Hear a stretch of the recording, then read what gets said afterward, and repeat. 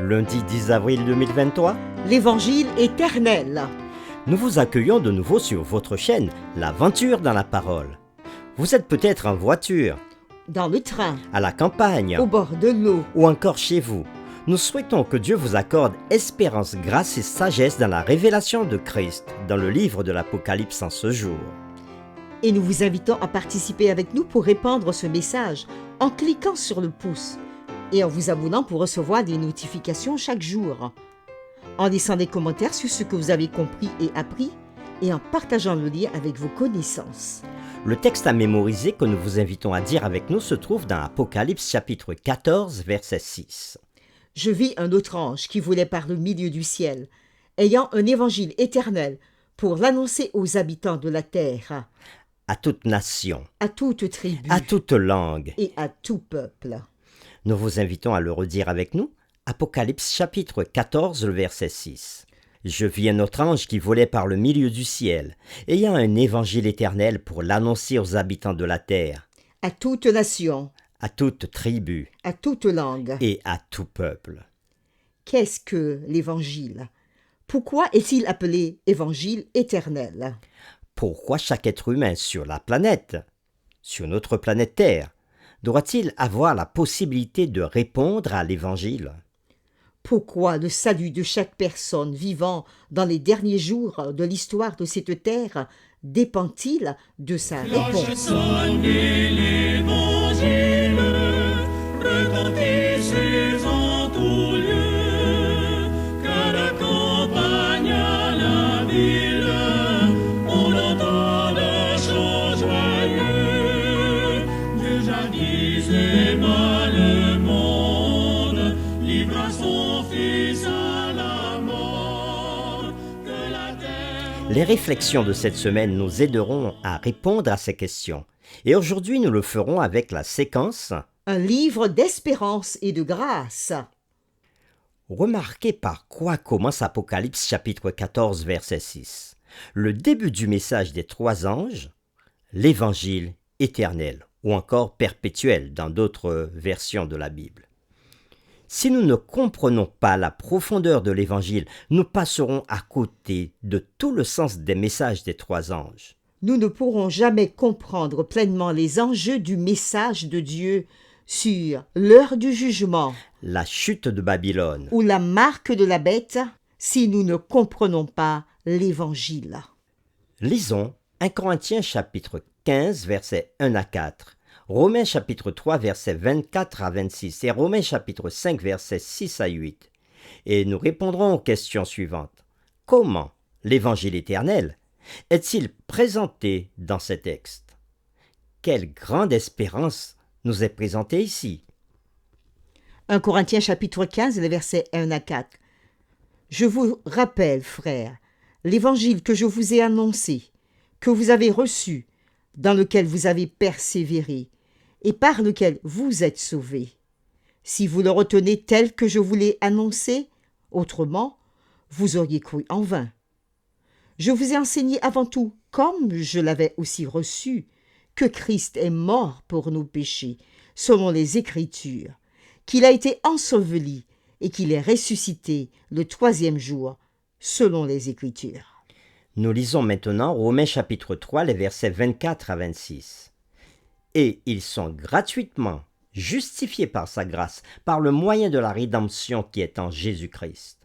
C'est lui que Dieu a destiné par son sang à être pour ceux qui croiraient victime expiatoire, afin de montrer sa justice parce qu'il avait laissé impunis les péchés commis auparavant au temps de sa patience, afin, dis-je, de montrer sa justice dans le temps présent, de manière à être juste tout en justifiant celui qui a la foi en Jésus.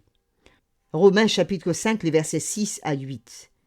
Car lorsque nous étions encore sans force, Christ, au temps marqué, est mort pour des impies. À peine mourrait-on pour un juste, quelqu'un peut-être mourrait-il pour un homme de bien. Mais Dieu prouve son amour envers nous, en ce que lorsque nous étions encore des pécheurs, Christ est mort pour nous. Fin des lectures. Nous reprenons nos questions après la lecture de 1 Corinthiens chapitre 15, les versets 1 à 4, Romains chapitre 3, versets 24 à 26 et Romains chapitre 5, versets 6 à 8. Comment l'évangile éternel est-il présenté dans ce texte? Quelle grande espérance nous est présentée ici. L'Évangile est la merveilleuse bonne nouvelle de la mort de Christ pour nos péchés, De sa glorieuse résurrection de son amour, et de sa sollicitude, toujours présent pour nous. par la foi en son sang versé et en sa puissance de résurrection, nous sommes délivrés de la peine de la puissance du péché. Christ occupait les pensées de l'apôtre Paul et était au centre de son enseignement et de sa prédication. Christ crucifié l'a racheté de la condamnation et de la culpabilité de son passé. Christ ressuscité lui a donné la puissance pour le présent. Et Christ qui revient lui a donné l'espérance pour l'avenir. Remarquez 4 points dans ces passages de Romains. Premièrement, nous sommes justifiés gratuitement par la grâce. Nous pouvons le voir avec Romains chapitre 3, le verset 24.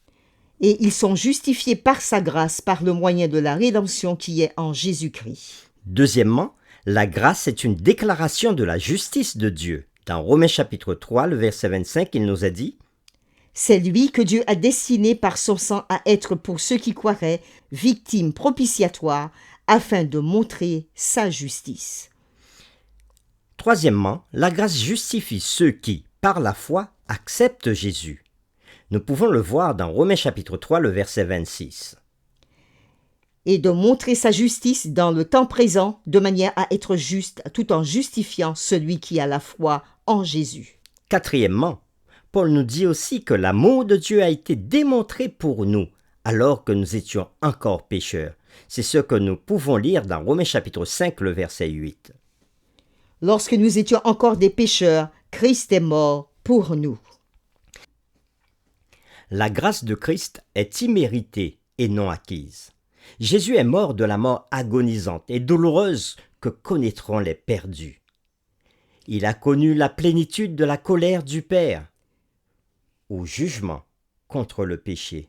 Oui, Jésus a connu la colère du Père contre le péché. Il a été rejeté afin que nous puissions être acceptés.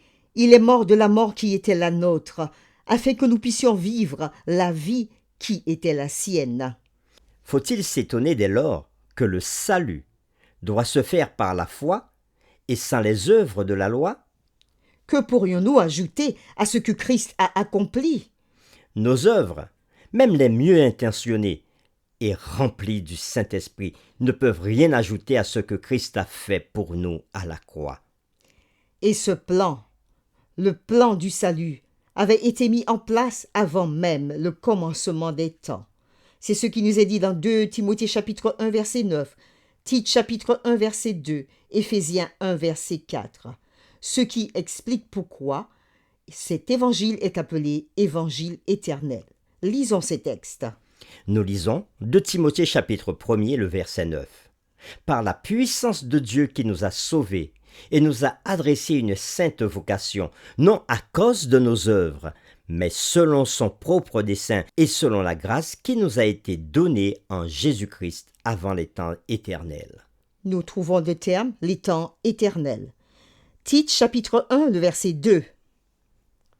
Lesquels reposent sur l'espérance de la vie éternelle, promise dès les plus anciens temps par le Dieu qui ne ment point. Ici, nous trouvons les termes « dès les plus anciens temps ».